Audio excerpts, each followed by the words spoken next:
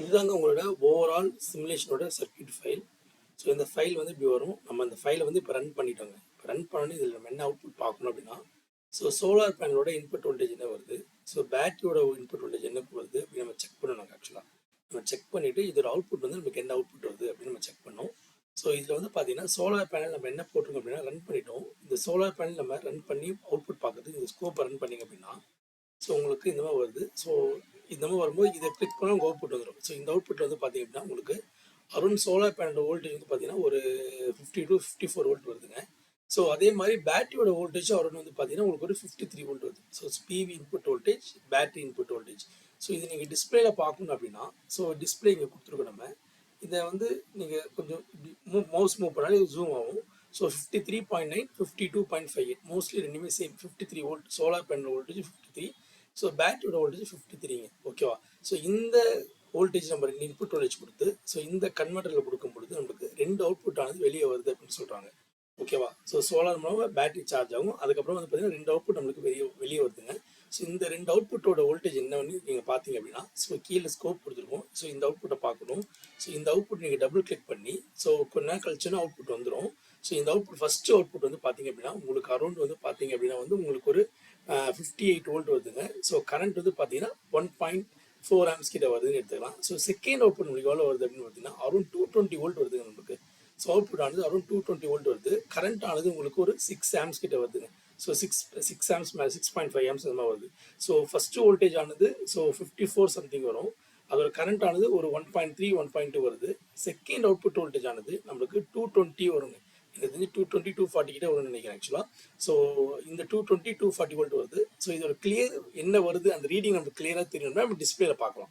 So arms வந்து பார்த்தீங்கன்னா உங்களுக்கு ஒரு 6.5 இல்லை 7 ஆம்ஸ் கிட்ட வரும்னு நினைக்கிறேன். ஸோ அதே மாதிரி இந்த டிஸ்பிளே இது நீங்கள் ஜூம் பண்ணுங்க.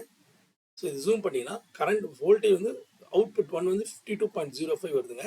கரண்ட் வந்து 1.3 வருது. ஸோ செகண்ட் வோல்டேஜ் 233 வோல்ட் வருதுங்க.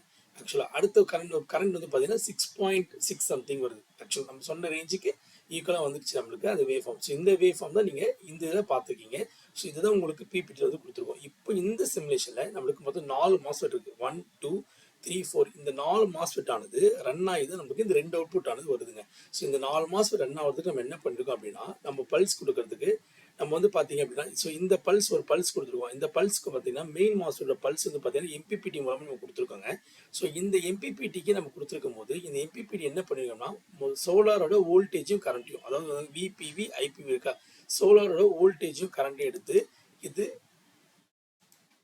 சோலாரோட வோல்டேஜை கரண்ட் எடுத்து நம்ம ஃபீட்பேக்காக கொடுத்து நம்ம வந்து ஒரு பல்ஸ் வந்து கிரியேட் பண்ணிருக்கோம். இதை வந்து பார்த்தீங்கன்னா நீங்கள் ஸோ மாஸ்க் போயிட்டு லுக் அண்டர் மாஸ்க், ஸோ இந்த இதை கிளிக் பண்ணி மாஸ்க் போயிட்டு லுக் அண்டர் மாஸ்க் அப்படி போய் கிளிக் பண்ணிங்கன்னா இது மாதிரி பிளாக் பண்ணுங்க. இது வந்து ஒரு ரெடிமேட் பிளாக்.